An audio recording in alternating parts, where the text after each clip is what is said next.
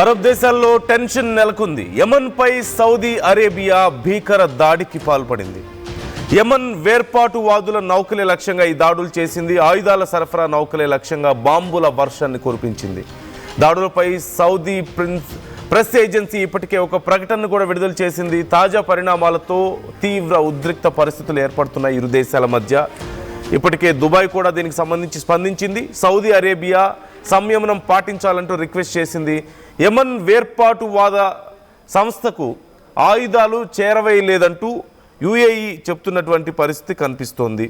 United Arab Emirates నుంచి వచ్చినటువంటి ఒక వేర్పాటువాద దళానికి యమన్ ఆయుధాలను రవాణా చేస్తున్నట్లుగా సౌదీ అరేబియా ఆరోపిస్తుంది. ఈ మంగళవారం యమన్ ఓడరేవు నగరం ముకల్లా మీద ఈ బాంబు దాడికి పాల్పడ్డాన్ని మనం చూసాం. ఈ దాడికి యుఏఈ వెంటనే అంగీకరించలేదు, యాక్సెప్ట్ చేయలేదు, లేదు ఇదంతా అని చెప్తుంది. ఎర్ర సముద్రం ప్రాంతం అంతటా కూడా ఇప్పుడు చాలా గందరగోళ పరిస్థితులు మనం చూస్తూనే ఉన్నాం.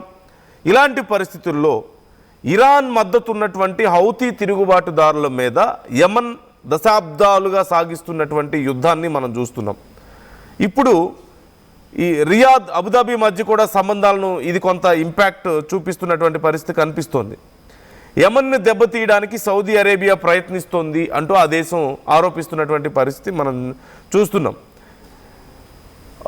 ఇక్కడ సిచ్యువేషన్ ఒకసారి మనం చూస్తే యమన్లో ఉన్నటువంటి హౌతీ తిరుగుబాటుదారులు అక్కడ ఎమర్జెన్సీ ప్రకటించారు. సౌదీ అరేబియా అనుమతించినవి తప్ప ఇంకేవి కూడా లోపలికి రావడానికి లేదు. వాళ్ళ కంట్రోల్లో ఉన్నటువంటి ఆ మొత్తం భూభాగంలో అన్ని బోర్డర్స్ని కూడా వాళ్ళు క్లోజ్ చేశారు. అక్కడ క్రాసింగ్లకు సంబంధించి అలాగే విమానాశ్రయాలు ఓడరేవులకి సంబంధించి మొత్తం 72 గంటల పాటు కొత్తగా ఏ ట్రాన్సాక్షన్స్ అవ్వడానికి లేదంటూ వాళ్ళు కొన్ని రెస్ట్రిక్షన్స్ పాస్ చేయడం జరిగింది. అయితే అక్కడ గవర్నమెంట్ కూడా దీనికి సంబంధించి ఒక నోటీస్ని రిలీజ్ చేసింది. యుఏఈ ఈస్ట్ తీరంలో ఉన్నటువంటి ఒక ఓడరేవు నగరం ఫుజైరా నుంచి ఓడలు అక్కడికి చేరుకున్న తర్వాత ఇదంతా కూడా జరిగింది అంటున్నారు. ట్రాకింగ్ పరికరాలను అన్నింటినీ అక్కడ ఓడల్లో ఆపేసి అక్కడ సిబ్బంది పెద్ద మొత్తంలో ఆయుధాలను లేదంటే ఈ వెపన్స్ యుద్ధ వాహనాలను అక్కడ దించారు అనేది సౌదీ అరేబియా చెప్తోంది. ఈ దాడుల్లో ఇప్పటికీ అంటే ఈ నేపథ్యంలోనే మేము దాడులు చేయాల్సి వచ్చింది, భారీ ఎత్తున ఆయుధాలను సప్లై చేస్తున్నారు అనేది. యునైటెడ్ అరబ్ ఎమిరేట్స్ నుంచి వచ్చినటువంటి ఈ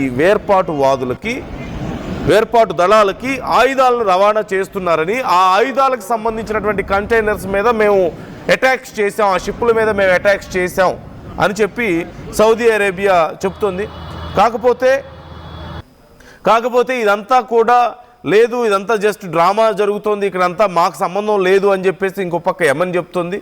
హౌతీల విషయంలో జరుగుతున్నటువంటి ఈ గందరగోళం ఇవన్నీ మనం చూస్తూనే ఉన్నాం. మొత్తం మీద ఒక తీవ్ర గందరగోళ పరిస్థితి, ఒక కాన్ఫ్లిక్ట్ సిచ్యువేషన్ మనకు కనిపిస్తుంది. దేశాల మధ్యలో పరిస్థితులు మరింత ఉద్రిక్తంగా మారే అవకాశాలు కనిపిస్తున్నాయి. ఇప్పటికే సౌదీ దేశాలన్నీ కూడా ఈ విషయంలో చాలా సీరియస్గా అబ్జర్వ్ చేస్తున్నాయి. తొందరపడొద్దు, ఉద్రిక్తతలకు దిగొద్దు అని సజెస్ట్ చేస్తున్నటువంటి పరిస్థితి కనిపిస్తుంది. You can see those visuals. అక్కడ అటాక్స్ జరిగిన తర్వాత ఉన్నటువంటి సిచ్యువేషన్ని నేను మీకు చూపిస్తున్నాను.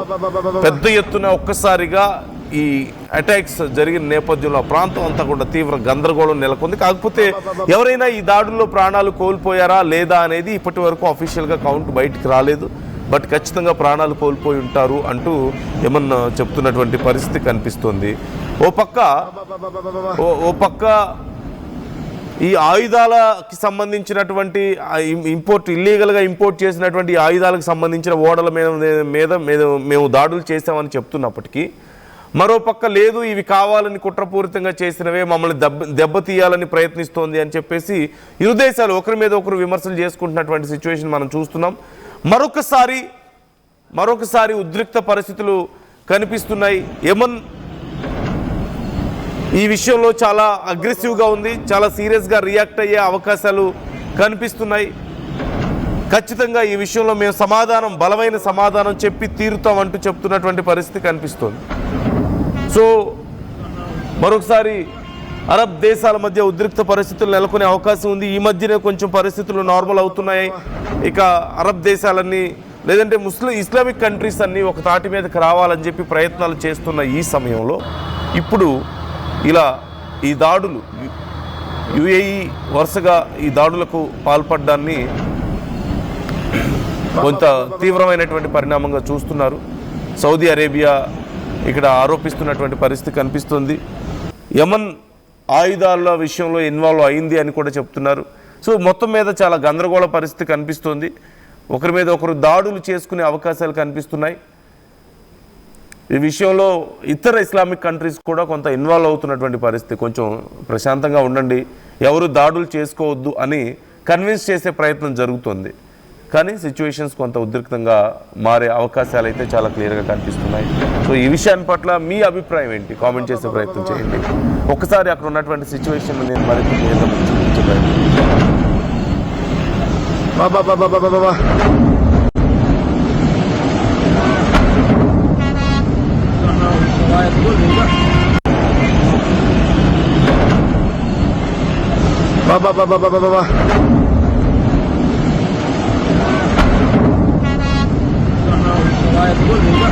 Local to global news at your finger tips.